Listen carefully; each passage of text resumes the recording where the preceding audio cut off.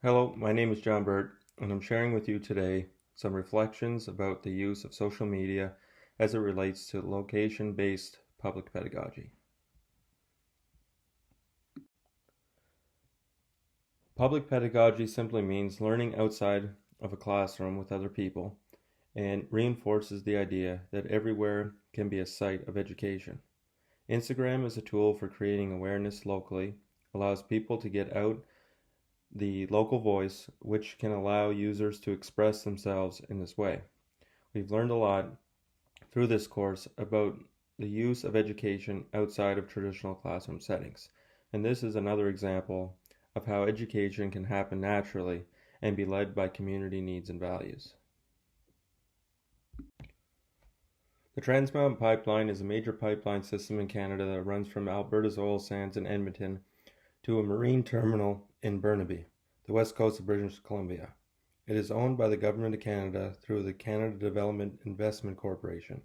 The pipeline has been a subject of significant controversy and debate due to environmental concerns, Indigenous rights issues, and its potential impact on marine and terrestrial ecosystems. The primary purpose of the Trans Mountain Pipeline is to transport crude oil and refined petroleum products from Alberta to BC. From there, the oil can be loaded onto tankers for export to markets in Asia and the United States.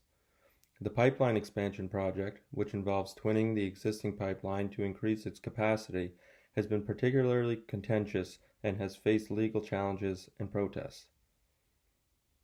Supporters of the pipeline argue that it is crucial for Canada's economy, providing jobs and access to global markets for Canadian oil producers.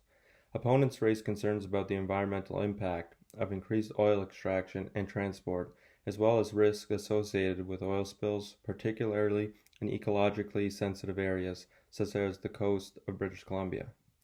These opponents often use social media to voice their concerns and how the Trans-Canada Pipeline affects them. The author uses this article to assess how social media use through Instagram reflects the beliefs that people share and how place tells a story.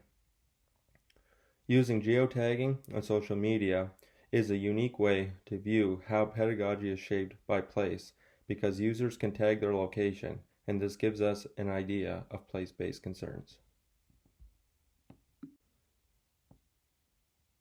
Chapter recap. The author asks, how does the general public discuss and learn about the public issue of the Trans Mountain Pipeline using Instagram? And how do people express their real-world learning and opinions through using Instagram's hashtagging and location geotagging features? Why does location tagging matter?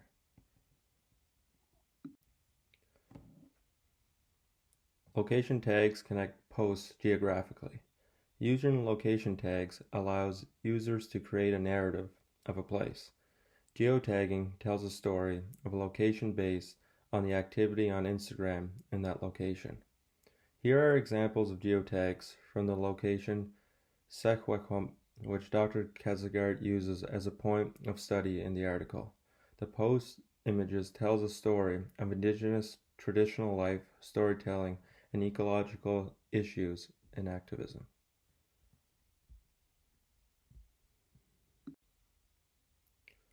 The two main critiques. The critique 1, does geotagging really mean we are claiming a space?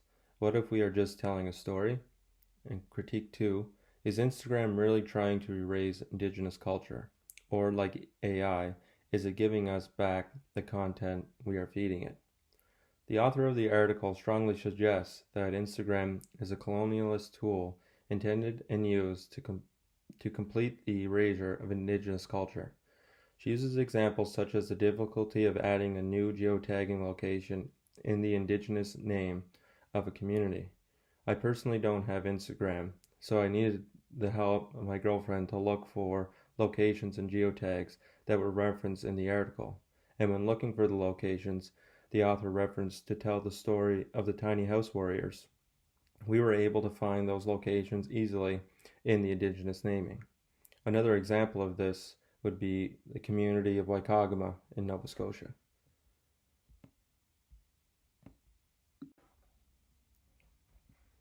So as mentioned, I don't have an Instagram account, but when I used the app, I did see the use of geotagging is prevalent, but not in the way the author suggests as it relates to the Trans-Canada Pipeline. The author makes the suggestion that geotagging is a form of colonization or place taking. The author suggests that social media is used to create a false story about Alberta and British Columbia as a beautiful space that people own or use for their own recreational purposes, and use geotagging as a modern day form of claiming ownership of the space. However, I wonder if people are instead using geotagging as a chance to share and invite others into that space. If we are using place-based pedagogy and place-based storytelling as a way of communicating a political or environmental idea, or even just to share special moments from our lives, we are essentially asking others to care about that space too. I think this opposes what the author is suggesting and instead gives us more reason to care for Alberta and BC and the environmental impacts that the pipeline has on these spaces. Here you can see an image recently shared by the Alberta Tourism Instagram account at Travel Alberta, and I can see how the author would probably use this as an example of commodifying or selling the beauty of the land by advertising hockey ticket sales to the Oilers game. But I would argue that instead, having more people care and become exposed to a space and encourage a larger group of people to want to preserve and protect it, and that a sense of ownership is not necessarily a negative thing, but can be a way of sharing responsibility for our natural spaces in Canada. This can include protecting Canada from the harms of the Trans-Canada Pipeline.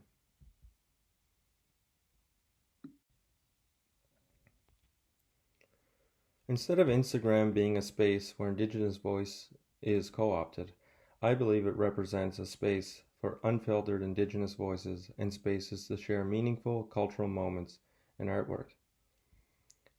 The author again suggests Indigenous location names in original Indigenous languages are not available.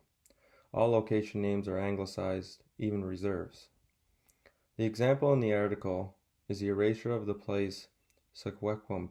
However, I was able to find many references to this place on Instagram, having searched it up using my partner's social media account back in June 22nd. I also found that the local community near where I live, anglicized as Waikagama, is listed as Wagoma on Instagram, and this is a reflection of the Indigenous Mi'kmaq spelling of the community's name.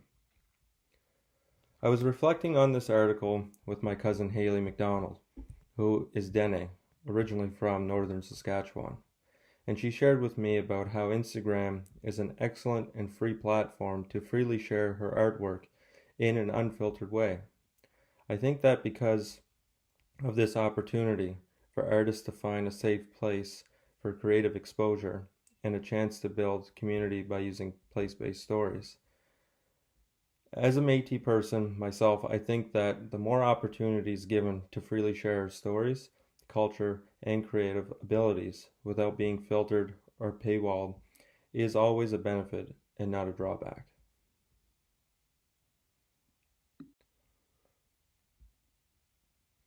So in conclusion, geotagging is a great way to share where you are in the world or gain political attention from leaders when you care about an issue. Karsgaard suggests that Instagram attempts to erase Indigenous voices and a sense of place. I wonder if it does the exact opposite and gives room for unfiltered storytelling and political voices. Thank you.